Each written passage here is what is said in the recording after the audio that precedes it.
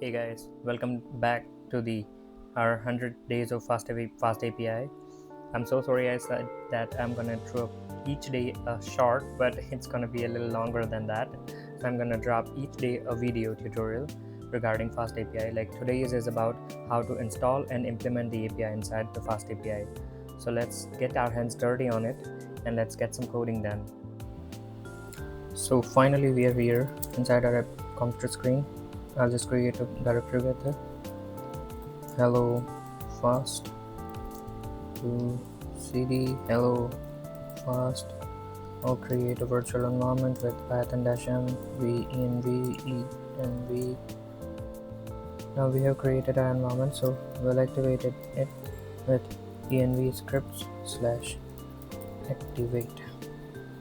So it is activated now. Now we'll do pip install fast API in square bracket all in double quotes unicorn in square bracket standard.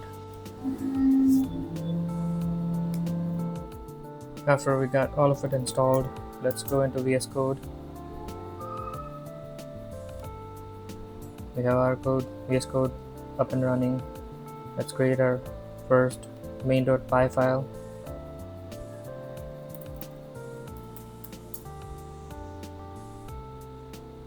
Okay, we have our main.py file. Say from fast API import fast API. Now app equals to fast API. We are basically creating an instance of fast API. Now we'll create our first GET request.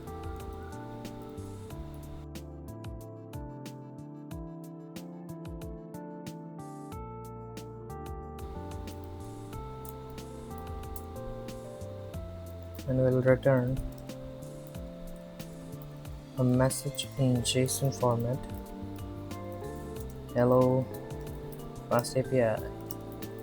Welcome to 100 days of fast API. We got our code running. Not running, but ready. Now let's run it. Unicorn main column app -- reload.